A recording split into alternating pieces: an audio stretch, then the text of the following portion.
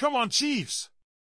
We've got the latest Chiefs updates just for you, and honestly, this is one you didn't expect. I'll give you all the details in this video, so if you want to stay in the loop, make sure you're subscribed to the channel because you don't want to miss out on what's coming. And hit that like button. We have some big news to share today, so let's get right to it. Now, let's talk about Mike Danna. Head coach Andy Reid gave us a little surprise this week. Danna is reportedly dealing with a pectoral injury, which could potentially limit him in Week 7 against the 49ers. This comes after Danna missed Week 4 with a calf injury, but he did play in Week 5. It seems like these injuries are starting to add up for the 5-year veteran, and it's affecting his season so far. Danna has been solid for us the past few seasons, and we know what he's capable of. He had 6.5 sacks last year and earned a 3-year extension because of that breakout performance. But this year, it's been pretty disappointing. So far, Danna has recorded just 14 tackles, half a sack, and 4 pressures. That's a big drop from what we saw last season, and it's pretty clear that those injuries are playing a role in holding him back. If Danna misses the 49ers game or has his snaps reduced as he recovers, that could open the door for some of the younger guys to step up.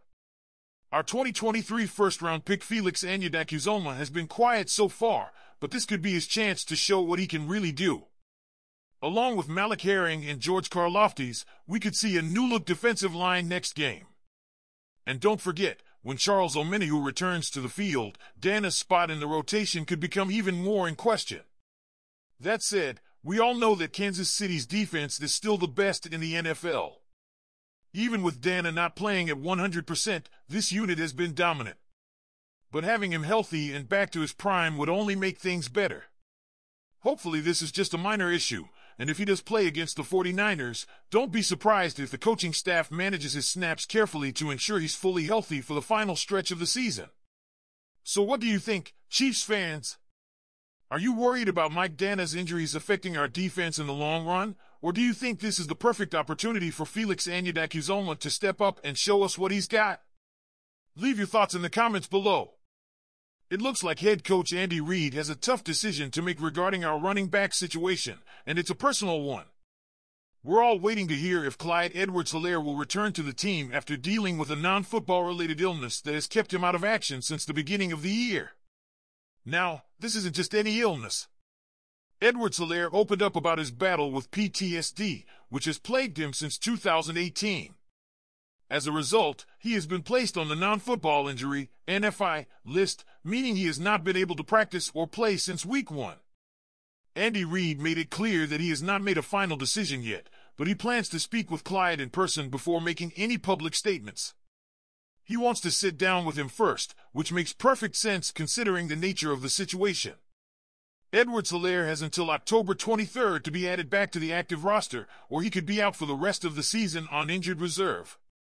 With Isaiah Pacheco out for the next 6 to 8 weeks following fibula surgery, the Chiefs could certainly use some depth in the backfield. For those keeping track, since Pacheco went down, we have been counting on a rotation of Kareem Hunt, Samaje Perine, and Carson Steele. And while those guys have been solid, with a combined 327 rushing yards and 2 touchdowns in recent weeks, you could tell there's a gap without Pacheco's explosive style. Hunt has taken over the bulk of the rushing and has been doing well with 171 yards, but can this trio hold up as we move forward in the season? Pacheco got off to a strong start with 135 yards and a touchdown in just 2 games before the injury. His projected return is around Week 8 against the Raiders, but in the meantime, it would be great to have Edwards-Helaire back, especially given the type of player he's been for us in the past. Let's not forget, Chiefs Kingdom, when Edwards-Helaire joined the team in 2020, he was an exciting young player. As our first-round pick, he rushed for over 800 yards and 4 touchdowns in his rookie season. That's not something to ignore. But since then, his numbers have steadily declined. In 2021, he rushed for 517 yards, and last year, he dropped to just 223 yards. Injuries, limited opportunities, and now his battle with PTSD have really taken a toll on his career. So his return isn't just to replace Pacheco, but to see if he can get back to the form we saw in his rookie season. Reid also confirmed another big blow to the team wide receiver Rashee Rice underwent season-ending knee surgery. Rice had damaged the posterolateral corner of his knee, and that kind of injury is no joke. The rehab timeline is similar to that of an ACL tear, which means we won't see him on the field for a long time. With Rice out and the uncertainty surrounding Edwards-Helaire, it's clear the Chiefs are facing some challenges this season. But hey, we're 5-0, and if there's one thing we've learned about this team, it's that we always find a way to step up when it counts. Whether Clyde returns or not, the Chiefs will continue to move forward and compete for a championship. So, what do you think, Chiefs fans? Should we count on Edwards-Helaire to return and help fill the void, or do you think it's time for the Chiefs to explore other options in the backfield? And how do you feel about losing Rashee Rice for the season? Patrick Mahomes just sent a message that has the entire NFL excited. Mahomes is making the most of this bye week, and while he may be taking it easy, that doesn't mean he's slowing down. Our man posted a minute-long video to his Instagram, and let me tell you, it's a serious warning to the rest of the league.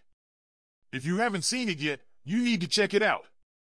It's Mahomes walking toward the camera, smiling like he knows something the rest of us don't.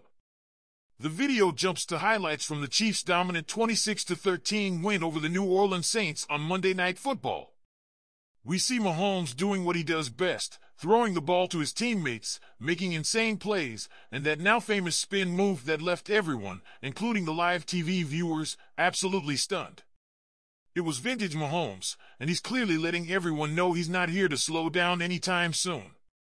What made the video even better was that Mahomes included his go-to guy, Travis Kelce, in the clip. These two have built one of the most unstoppable partnerships in NFL history, and seeing them connect again in the video is a reminder of why they led this team to 2 Super Bowl victories. Fans are going crazy over the clip, which was set to Nas's "Made You Look," a perfect track for the message Mahomes is sending. The caption was simple, just a clock emoji, signaling that the countdown has begun to the Chiefs' return to action. And trust me, after watching this, the rest of the league must be counting down the hours too, because Mahomes is coming back with a vengeance. One fan even commented, "My brother, embrace the hate, stay the bad guy, keep winning." Another fan couldn't help but say, "I don't even like the Chiefs, but I love this guy." That's the kind of impact Mahomes is having on the NFL. People who don't even root for us are excited for him. So Chiefs fans, what do you think? Is Mahomes gearing up for another MVP run? Does this clip make you even more excited for the rest of the season? Let me know what you think in the comments below. And as always, don't forget to like this video and subscribe to stay up to date on all things Chiefs as we go for our 3rd championship. Thanks for watching, and let's go Chiefs!